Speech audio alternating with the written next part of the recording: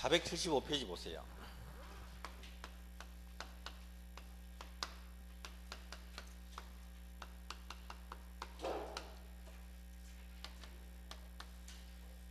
이해를 쉽게 하기 위해서 우리 3억 채권인데 갑부동산에 1번 저당 받았고 금액은 똑같이 했습니다. 요거는 이제 요거는 채무자 부동산이지만 이거는 아버지가 제공한 거예요. 갑 아버지가 담보 제공했다고. 그 사람 뭐라 그래요? 물상 보증이니.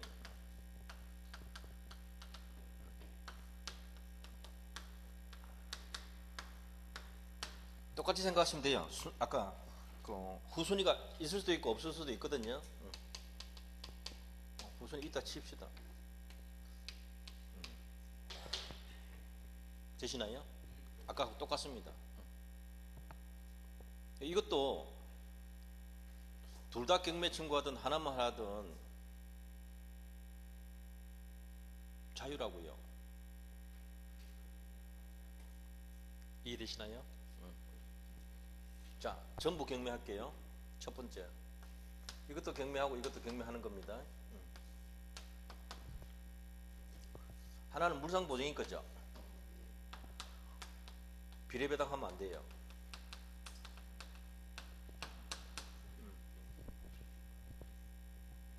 아까는 비례배당하라 했잖아요.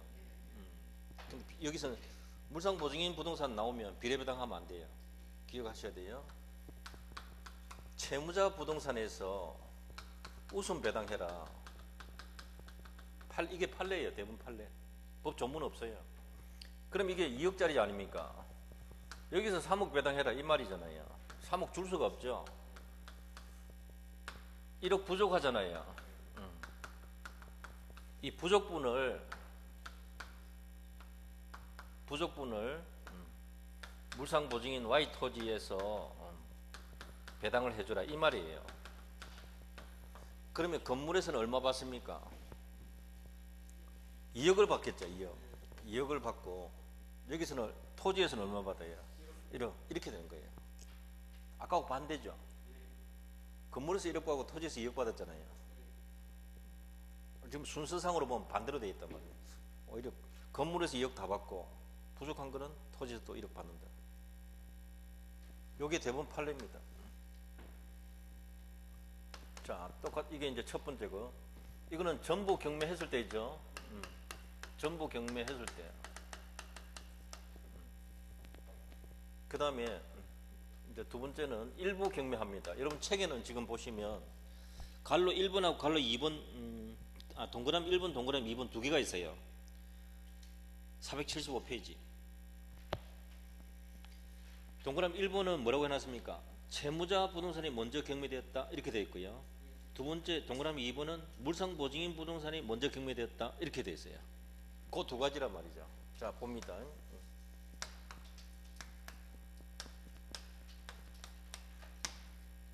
요거 경매 먼저 했다 이 말입니다. 이해되시나요? 뭐 그것도 얼 자유예요.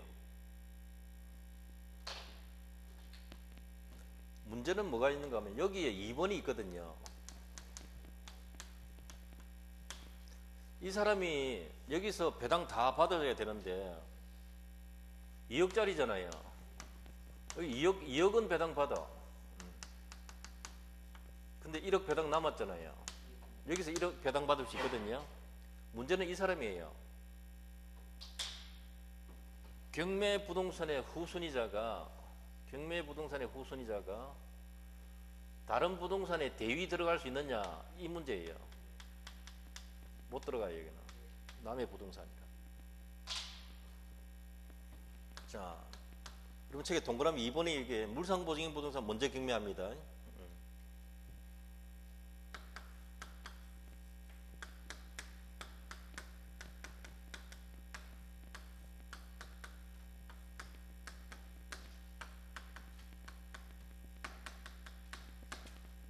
자, 어리란 사람이 뭘 경매했다? 이거 경매했단 말이에요. 그것도 자유예요. 그러면 이게 4억짜리잖아요. 여기서 3억 다 배당받는단 말이죠. 아시겠죠? 얼마 남았어요? 1억 잔액 남았어요. 이 사람이 만약에 1억 5천 준 게 있다면 이해되나요? 1억이면 상관없어요. 1억 배당받고 끝나니까. 이 사람이 여기서는 1억 배당받으면서 5천원 부족하잖아요. 이해되나요? 이 사람은 자기 집, 자기 토지 팔아가지고 빚 갚아준 거고요. 이 사람 이순인데 5천 부족하잖아요. 그래서 이 사람이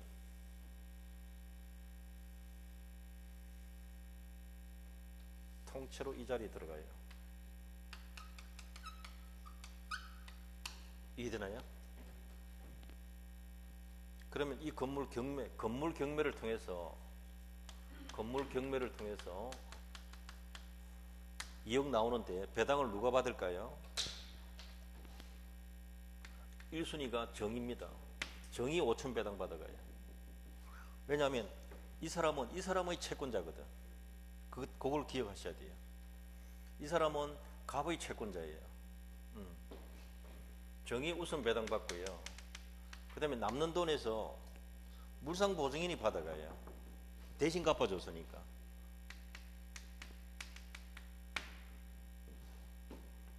건물의 후순위는 밀립니다. 뒤로. 이해됩니까? 자, 그러면 후순위가 빠릅니까? 물상보증인이 우선입니까? 이 사람이 우선하잖아요. 2번이 우선하죠.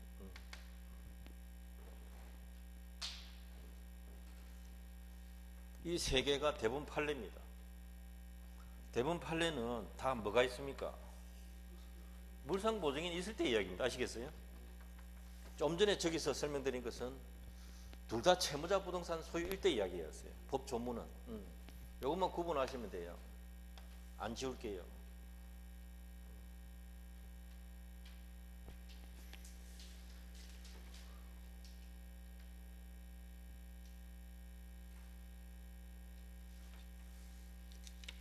건재당은 일단 생략하고요. 이건 나중에 또 한번 시간 나면 보기로 하고 계약법 들어갑시다. 계약법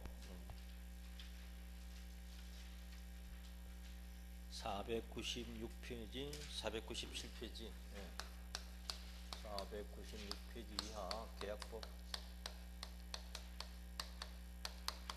계약에서는 주로 시험 나오는 것이 계약의 성립 시험 잘 나옵니다.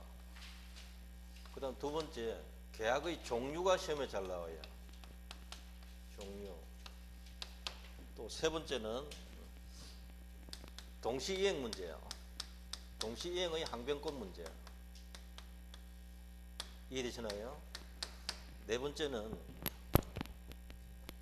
위험부담.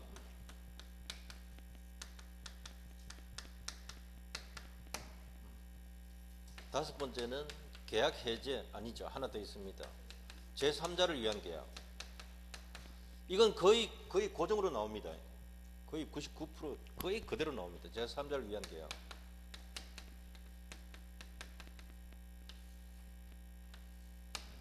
그 다음에 계약 해제가 나와요. 계약 해제.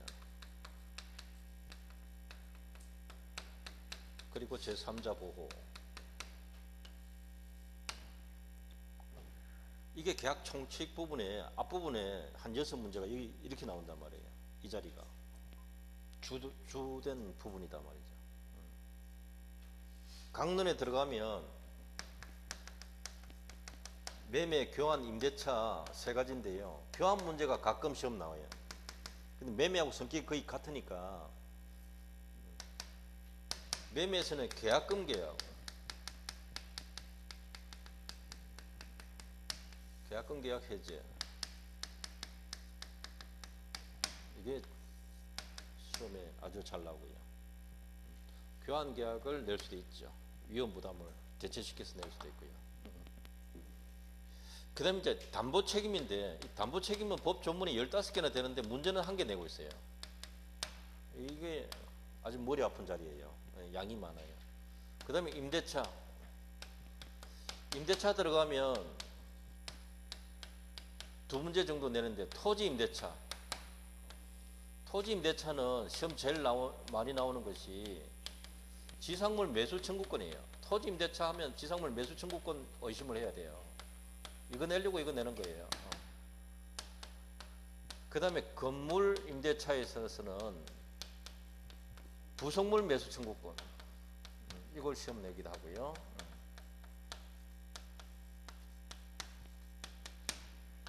그 다음에는 이제 비용, 임대차에서 비용, 즉 필요비하고 유익비를 가끔 내기도 해요. 비용 청구권, 비용 상환 청구권.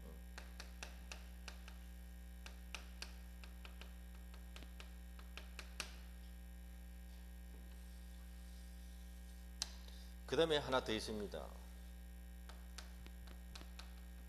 무단 전대차. 동의 없이 전대하는 거.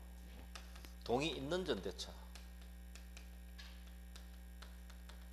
이 중에 한 문제 거론할 수도 있고요. 어쨌든 이 5가지 항목 중에 2문제 정도는 반드시 낸다.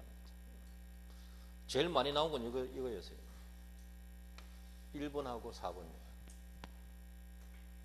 어쨌든 여러분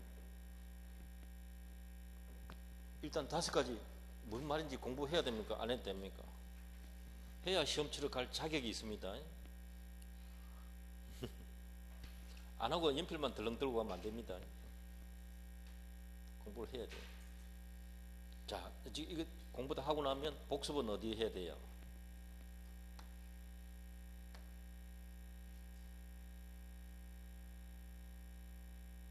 두 개만 일단 복습하자고요.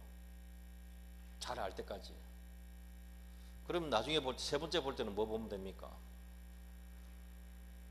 나머지 3개 보면 되죠. 욕심내가지고 5개를 늘 보려 하면 그걸 읽다가 잠이 와요. 5개 욕심내면 된다 안 된다? 잠 옵니다. 바로 잠 옵니다. 이거 100% 외우자 이렇게 생각하고 보면 잠 바로 와요. 내가 이거는 참 알아두자 아시겠어요? 이거 한번 나한테 설명해보자. 이거 나한테 설명 한번 해보자. 이렇게 연습하시면 나머지 다 저절로 돼요 나중에. 요거는 무슨 임대차예요? 토지 임대차. 요거는요? 네, 요거 일단 구분하셔야 돼요. 토지 임대차, 건물 임대차. 무슨 말인지 알겠죠? 꼭 기억하셔야 돼요.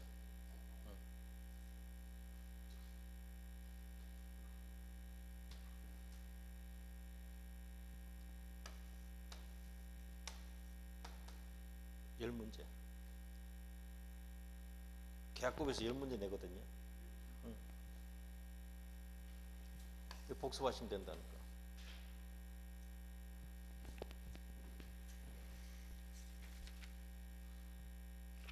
계약 자유 원칙 이런 거야 뭐 이제 너무 기본이고요.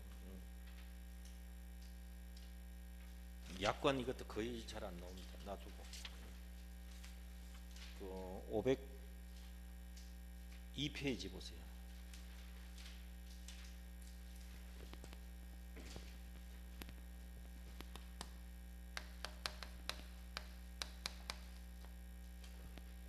계약 종류입니다. 제일 아래쪽에 보세요. 무슨 계약 무슨 계약 있습니까? 상무계약하고 편무계약 나왔죠? 이걸 꼭 알아야 돼요.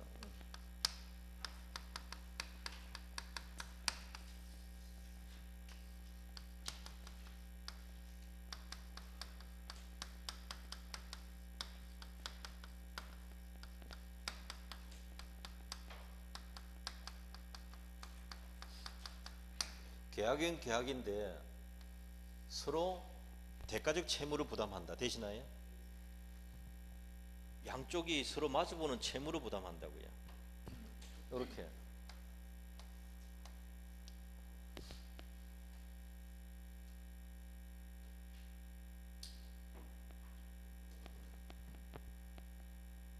상무계약 이게 아니면은 다 뭐라 할까요? 이게 아니면 편무예요 무조건. 그럼 편무는 한쪽만 채무가 있거나 아시겠어요? 한쪽에 채무가 양쪽에도 있는데 마주보지 않는 경우예요. 요게 정려하고 사용대차예요. 임치도 그렇고 채무는 두 개인데 맞아보지 않는 게 있어요. 대가 관계가 아니다 이 말이에요.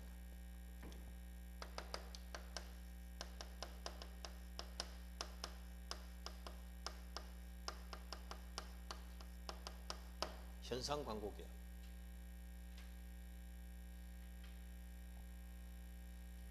우리 강아지 먼저 찾아와야 돼요. 맞지 않겠어요? 현상금 50만 원 줍니다. 내가 그 전부 때 그거 보고요. 걔는 좋겠다. 누군가가 눈 뜨고 찾아다닐까 아이가. 내가 집 나가면 우리 마누라는 현상 광고 안 붙이고 퍼뜩 이사 가뿐다 하는데, 아이고 이거 요즘 현대 사회는 걔가 사람보다 더 대우받고 사는 사회구나, 그렇게 느꼈어요.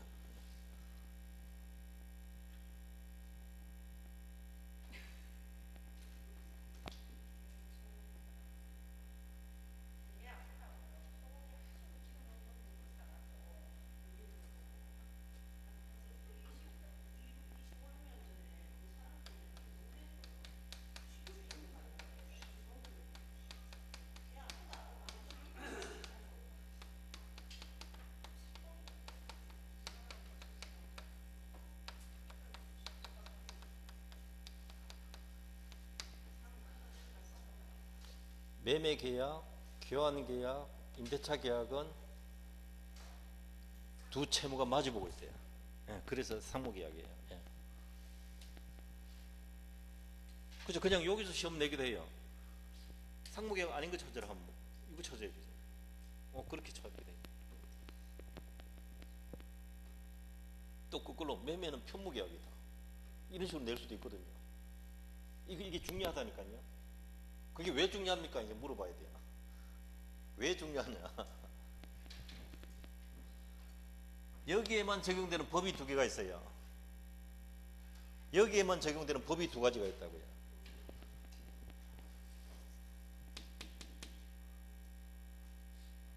이해됩니까 지금? 시험 내는 이 두 가지가 아주 중요한데 이게 어디에만 적용된다고요? 상무 쪽 이쪽에만 있단 말이죠. 두 가지다. 이거 양자 구별하는 실익이 뭐냐? 여기에만 이 두 가지가 적용됩니다. 그것도 시험 답으로 나왔었어요. 그 자체만 해도.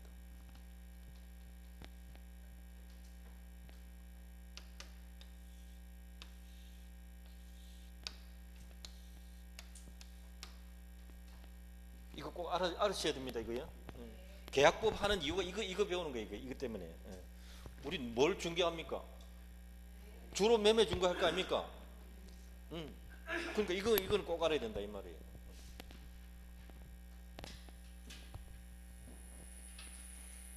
자, 그 다음에는요. 그게 오른쪽 페이지 푸른색 3번 구별의 실익 동그라미 1번 보면 금방 한 게 그 적혀 있어요. 상무에서 동시행하고 위험부담 적용됩니다. 그 다음에 두 번째로 중요한 게 있습니다. 유상계약하고 무상계약이란 말이 있죠. 이거 꼭 구분하셔야 돼요. 이 두 가지를 또 구분해야 되는데요. 유상계약이라는 것은 상호 출연해요. 상호 출연. 상호 서로 권리 넘긴다 이 말이에요. 상호 출연. 서로 대가적 출연을 하는 계약이 출연이 자기 재산 감소시키고 상대방 재산 증가시키는 행동, 그게 출연입니다. 그럼 여기 보세요. 정려도 한쪽만 출연하잖아요. 출연은 출연인데 상대방은 출연 안 한단 말이에요. 안 하니까 이게 무상이란 말이에요. 상대방은 출연 안 하니까 정려가 무상계약이라고 하는 거예요. 사용대차도 무상입니다. 공짜로 빌려 쓰는 거예요. 소비대차, 무이자 소비대차도 무상이에요. 무이자 소비대차.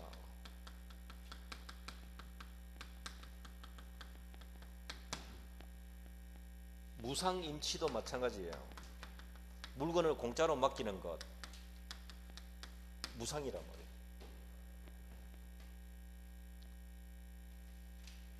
서로 대가적 출연하는 경우는 뭐냐? 매매하면 대금 주잖아요. 교환 계약은 다른 재산권 또 주거든요. 임대차는 차임 주잖아요. 그러니까 이게 다 유상 계약이란 말이죠. 이자부, 이자 주는 소비대차, 돈 빌리는 계약, 유상이란 말이에요. 유상 임치도 보관료 주는 임치. 여러분 지하철에 물건 보관함이 있죠. 그게 임치예요, 임치. 내 물건 맡겨놓고 나중에 찾아가잖아요. 거기 동전 넣고 수수료 내죠. 그러니까 유상이에요, 유상. 언니야 잠깐 맡아줘. 그건 뭐예요? 무상이지. 일단 무상이죠. 나중에 밥 살 때 사더라도 그건 뒷문제고. 어쨌든 유상이면 서로 대가를 주는 거란 말이죠. 구분되시나요? 그래서 매매 계약은 상무 계약이고 유상 계약입니다. 계약은 청약과 승낙으로 성립합니다. 아시겠죠?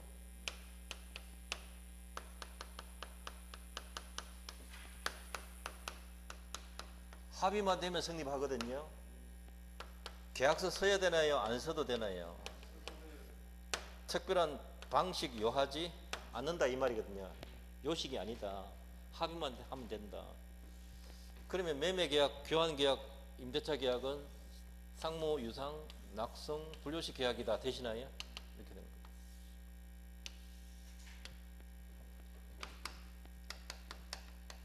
현상 광고 계약은 우리 개 찾아주면 50만 원 줄게요 했습니다. 아시겠어요? 개 찾아주면 50만 원 줍니다. 광고 붙이죠.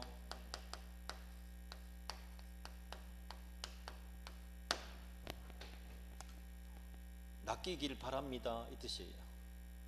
낚시라고요. 청약의 유인.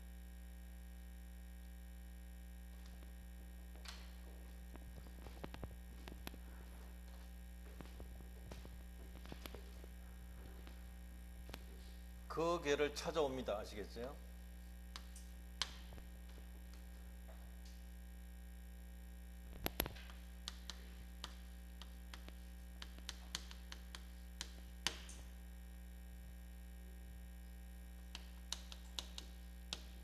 현상 광고에서 정한 일을 완성시켜야 되고요. 즉 작품을 완성시켜야 되고 갖고 와야 돼요. 가져와야 된다고요. 내 말 이해됩니까? 개를 찾는 것만 하면 안 되고요. 갖고 와야 돼요. 그러면 현상 광고금 50만 원 줍니다. 이해됩니까? 두 채무가 마주 봅니까? 마주 보지 않습니까? 마주 보지 않습니다. 그래서 무슨 계약이다? 편물. 이 말 이해됩니까 지금? 그러나 인도하는 대신에 돈은 받죠. 일이 대가는 받거든요. 보상은 받는단 말이에요. 유상. 사진 공모전에서 1등 하면 뭐 상금 준다. 그거하고 같아요.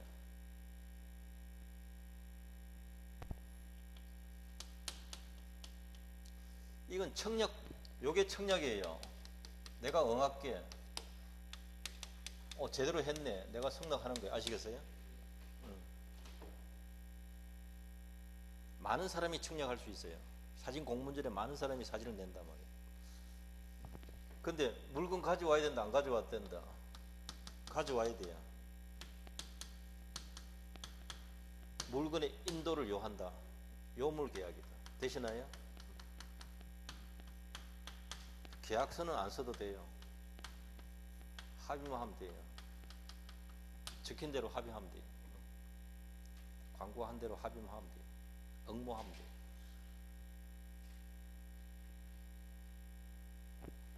자, 현상 광고 계약은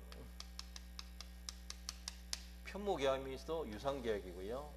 또 요물계약이면서도 분료식 계약이죠. 그죠?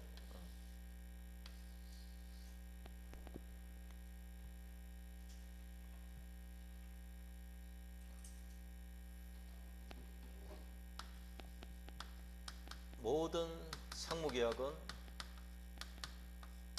유상계약입니다 하면 맞는 말이에요. 모든 유상계약은 상무계약이다 하면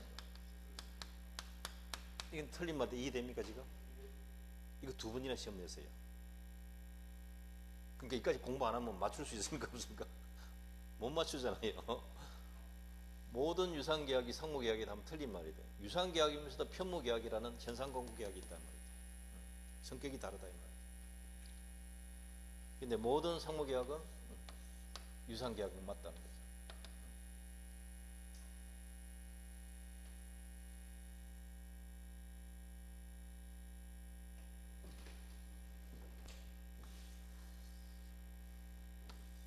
자 보세요. 복습합니다. 상무계약 뜻이 뭐예요?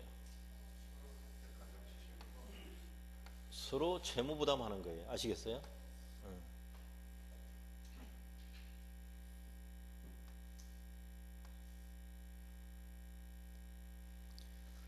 서로 대가적 출연하는 계약은 뭐예요? 유상계약. 서로 출연한다.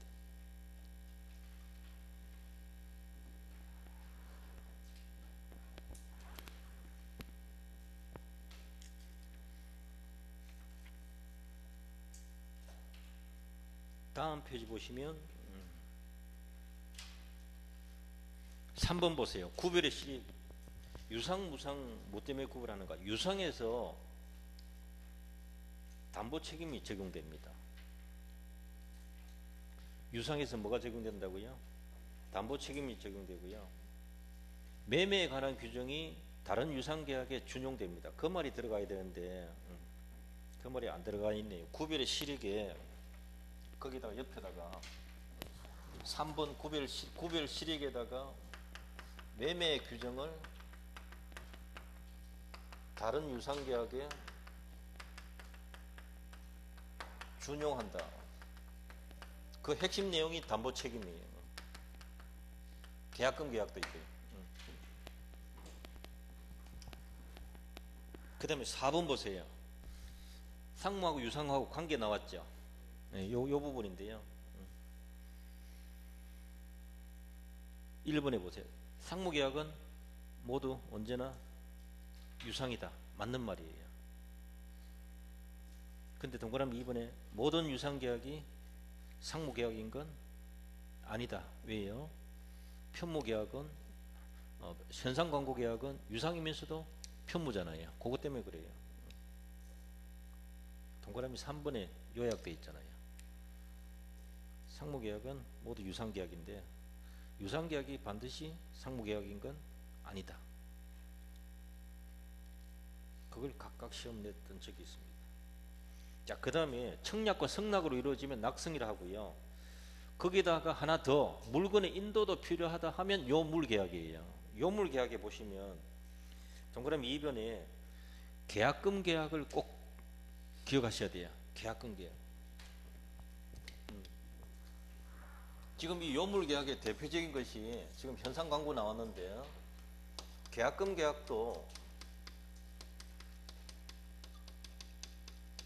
요물계약입니다. 계약금 계약은 언제 성립하는가? 이렇게 성립합니다. 계약금 지급하기로 약정하고 합의하고 그 계약금 전부를 지급한 때 성립합니다. 이해됩니까? 합의만으로 됩니까? 지급까지 해야 됩니까?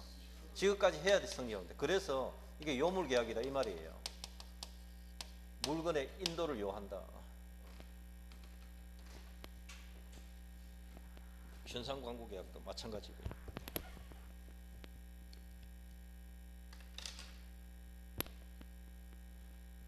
자, 오른쪽 페이지 계약의 성립 나왔습니다. 성립. 지금 이때까지 뭐 했습니까? 종료했잖아요. 종료. 이제 성립한다. 성립. 성립은 청약과 성낙이 그 내용이 일치하면 돼요. 일치해. 일치.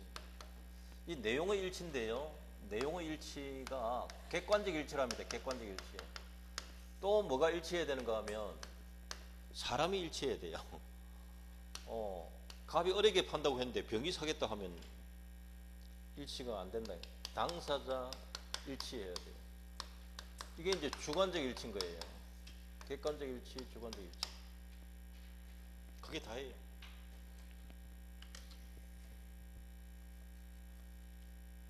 그 밑에 1번 뭐 어렵게 판다 했는데 병이 사겠다는 계약 성립 안 합니다. 그 시험에 냈던 겁니다. 당사자 불일치잖아요. 다음 페이지 보시면 갈로 2번, 사각형 2번인데 불합의는 불성립이에요. 불성립 다음에 진도 나가면 안 됩니다. 불성립이니까 무효다 하면 틀린 말이에요. 불성립으로서 끝이에요. 끝. 불성립이 종점이에요. 무효는 성립하고 난 뒤에 효력이 없는 거예요. 그거 꼭 구분하셔야 됩니다. 의식적 뭐 불합이든 무의식적 불합이든 큰 의미가 없어요. 둘 다 불성립이에요. 착오는 성립하기 전에 착오 일어납니까? 성립한 후에 착오 일어나는 겁니까? 성립하고 난 뒤에입니다. 왜? 일단 유효예요. 성립하고 유효예요. 다만 중요 부분 착오가 있다 이런 뜻인데 불합의하고 착오하고는 다르단 말입니다. 불합의는 성립 전의 이야기고 착오는 성립 후 이야기단 말이죠. 시점이 다르죠. 그거 구분하시면 돼요. 낼만한 게 그것밖에 없어요. 주의할 것은 불합의는 그것으로 끝난 것인데 불합의니까 무효다 이렇게 하면 말하면 틀린단 말입니다. 자, 오른쪽 페이지 청약 첫째 줄 보세요. 청약 내용은 구체적이고 확정적이라야 된다. 그게 포인트입니다. 여러 번 출제한 거예요.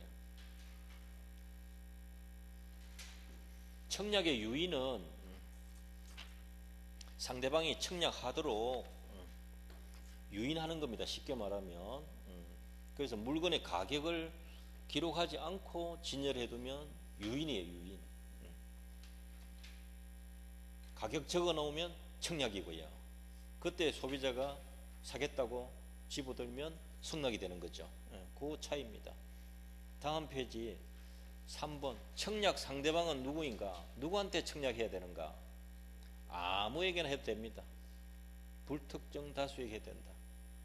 청약은 언제 유효할까요? 도달되면 유효입니다. 도달.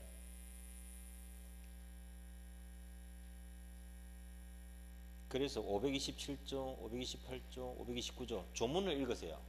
이건 거의 그대로 나와요. 별 어려운 내용이 없단 말입니다. 청약은 도달 후에 철회하지 못합니다. 반대로 하면요. 도달과 동시까지는 철회가 된다 이 말이죠. 그 다음에 성납 기간 정해서 청약해도 되고요. 한 달이라고 일주일이라고 기간 정해도 되고 529조는 기간 안 정하고 청약해도 돼요. 그러면 상당 기간 유효합니다. 객관적으로 상당한 그 계약 성질에 따라 정합니다. 미리 상상하지 마세요. 그냥 상당 기간. 그동안은 일단 유효한 상태입니다. 기간 정했으면 그 기간 동안 유효하고 안 정했으면 상당한 기간 동안 일단 유효합니다. 그 기간 안에 성락의 답변을 받아야 돼요. 그러면 계약이 성립할 수가 있는데 자, 그 조문만 하시면 되고요. 오른쪽 페이지 봅니다. 성락 보세요. 528조, 529조 금방 같은 거고요.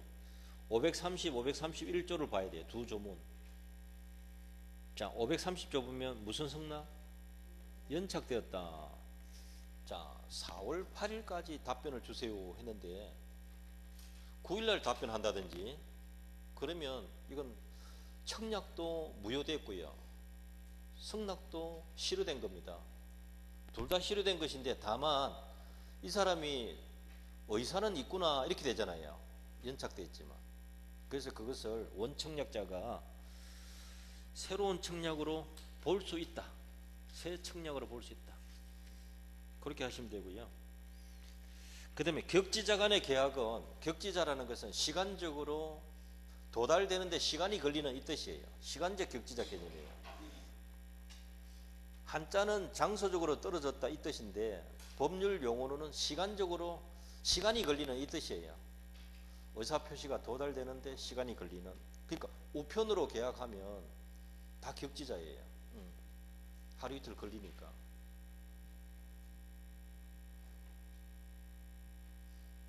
지금은 이게 격지자가 큰 의미가 없는데요.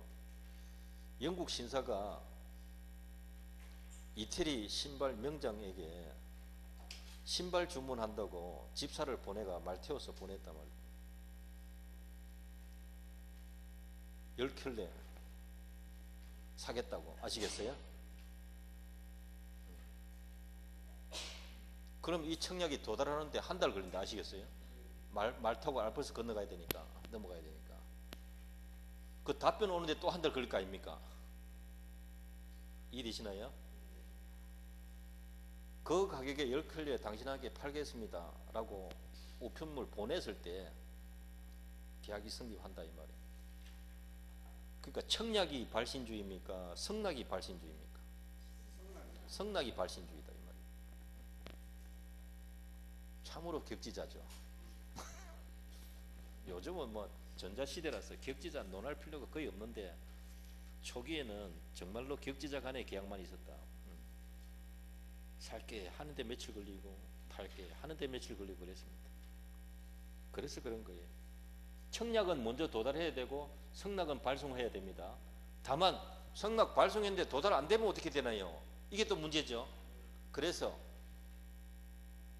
성낙 통지를 발송은 해야 되는데 일단 유효해요.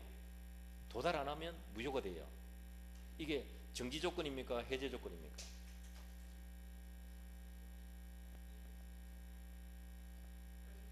해제 조건이죠. 일단 발송해서 유효인데 도달 안 하면 무효가 된단 말이에요. 그래서 성낙 통지 도달하지 않는 것을 해제 조건으로 해서 발송한 때 계약이 성립한다. 말 되나요? 말이 어렵습니다.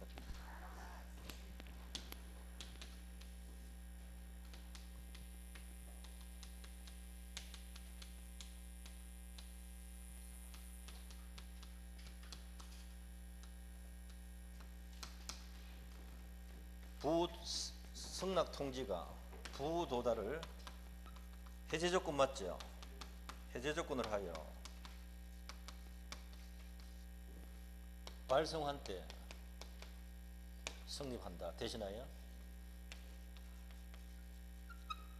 성낙 통지가 도달되지 않는 것을 해제 조건으로 해서 발송한 때 계약 성립한다. 이렇게 표현해요. 그러나 주로 격지자 간에 청약은 도달해야 되고요. 성낙은 발신주의다. 그렇게 주로 시험 냈었어요. 저렇게 긴 말 어렵게 내지는 잘 안 했는데.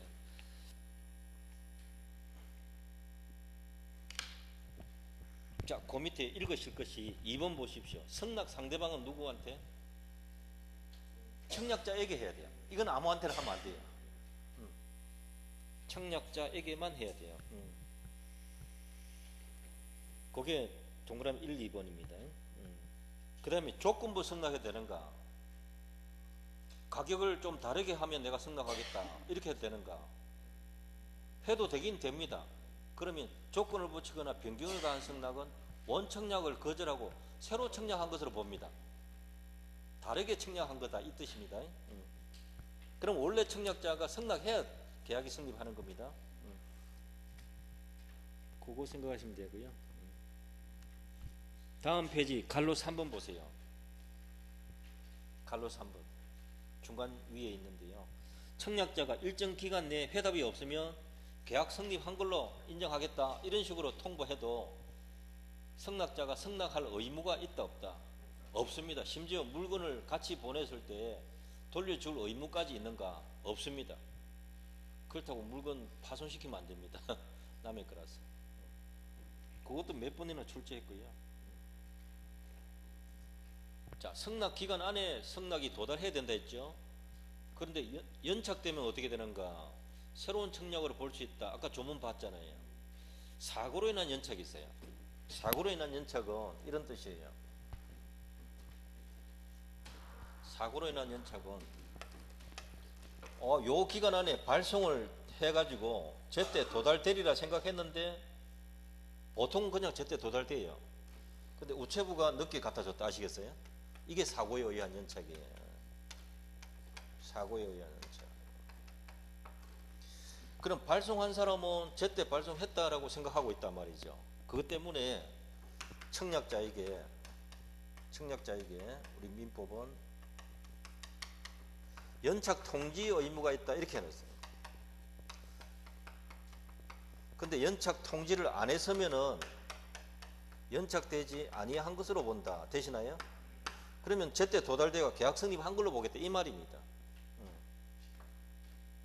요것만 이해하시면 되는데요. 그래서 격지자일 때는 또 어떤 문제가 생기는가? 격지자일 때 격지자가 우편으로 했는데 사고로 연착되었다. 승낙 통지가. 그러면 청약자가 연착이라는 사실을 통지를 안 했다 하면 연착 안 된 걸로 친다 했잖아요. 그러면 도달 기준으로 계약 성립할까요? 발송한 때 기준으로 성립할까요? 그게 발신지. 그것 때문에 그걸 시험에 몇 번 냈는데 최근엔 지금 잘 안 내고 있습니다. 수년 동안 안 내고 있습니다.